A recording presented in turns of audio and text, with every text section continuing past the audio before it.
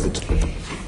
Mr. Greenhalgh. Although interestingly, we're going to talk about Notting Hill later. We had an officer stabbed at Notting Hill Carnival, and although the offender was 17, received a 6-month sentence. Mr. Greenhalgh, is that okay?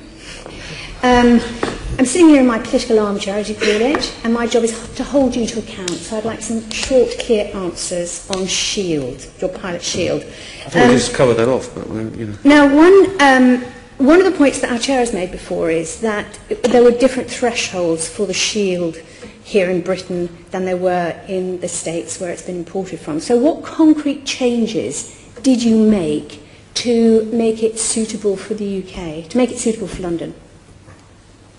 Concrete changes. Look, we've been advised by Professor Kennedy on how to implement this, and I don't really see that what you mean by concrete changes.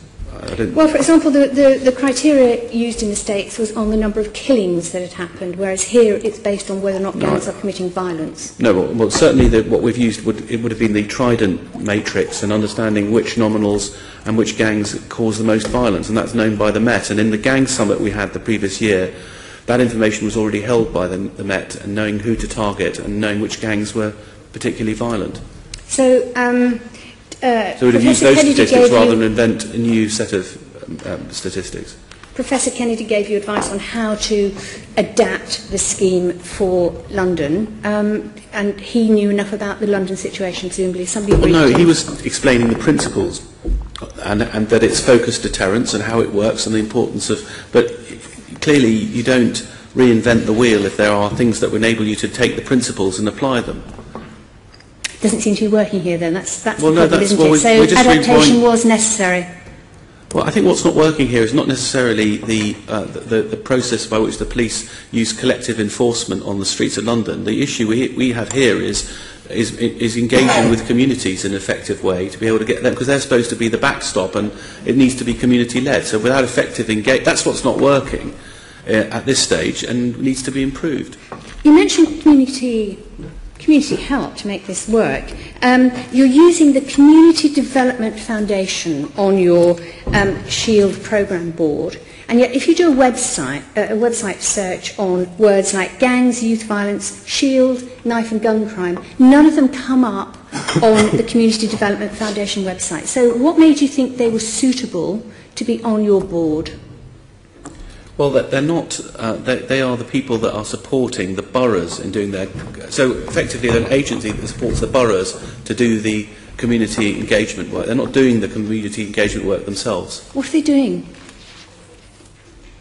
They're helping the programme of engagement with the community. But they don't seem to have any expertise in gangs, youth violence, Shield, knife or gun crime.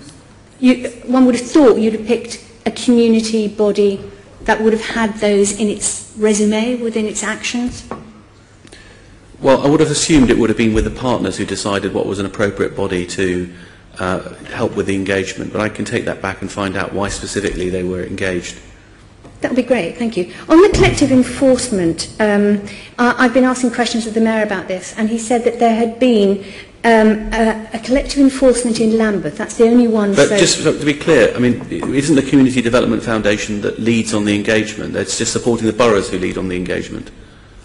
And they would have been, that way it was to support. But if you're going to have a community body on your board, it would be recommended, I would argue, to have somebody who actually knows something about the issues that you're dealing with.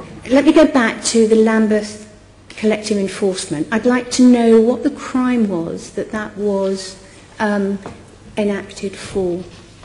Commissioner, are you the person to ask on this? I'm not sure that I'm sure what the criteria is exactly, but obviously what we're concentrating on is the most serious gangs.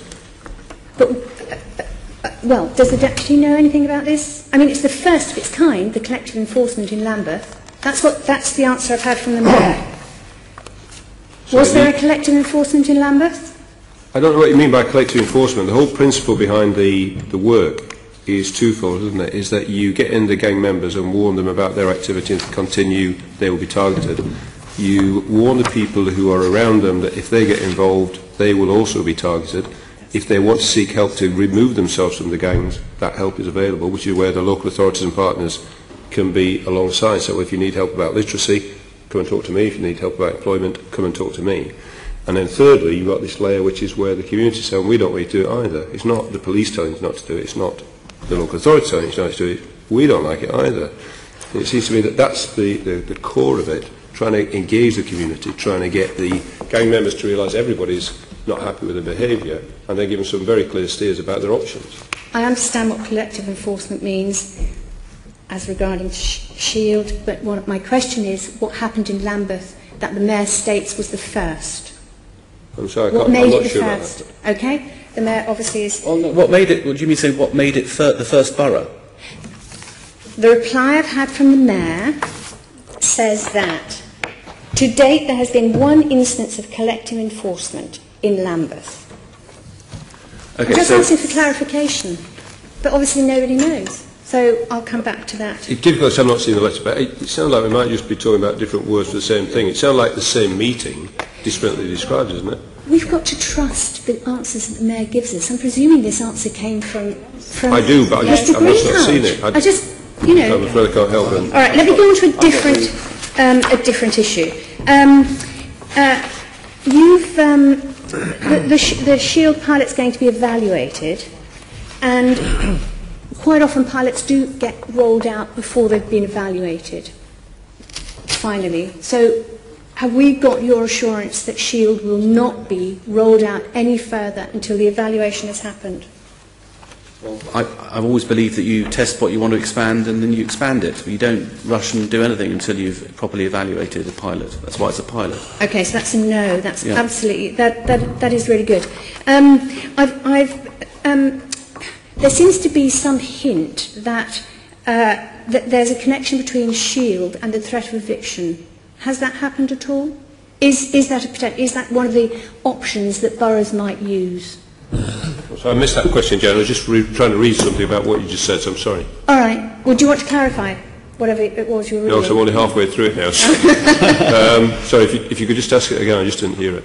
Oh, this is about eviction, the fact that some boroughs have used the threat of eviction within the collective enforcement and within the measures within Shield. Is that right? Just to clarify it, that's all. Well, I think absolutely that the boroughs will use their civil powers as well as the police powers in order to look at how to... I suppose it's the Al Capone theory, isn't it, that if you've got a gang that's particularly violent, that you use whatever enforcement powers you can against the... Another can we just clarify? So, I'm an individual that is causing trouble and violence and come to the attention of the police. I live in a family home with my sisters and brothers and my family who have no indication at all that they've been ever involved in any criminal activity.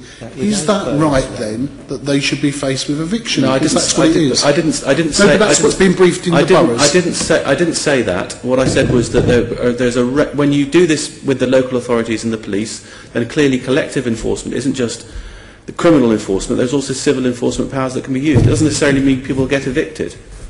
No, but that's an option. Wait, I got another answer from the Mayor, because I asked about this. And he says, boroughs may occasionally wish to pursue actions for breach of tenancy as part of a sanction where the activity of a tenant warrants it. But he doesn't mention any criminal activity. Well, clearly that's a civil power, isn't it? That's a civil power if you just choose to, because of a breach of tenancy, that you then apply that in certain cases. But equally, if someone stabs someone, there's a criminal sanction as well.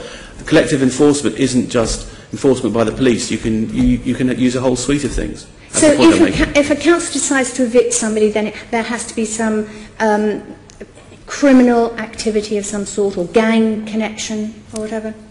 I'm asking for clarity on this, because Shield is your pilot. I want to know what the details are.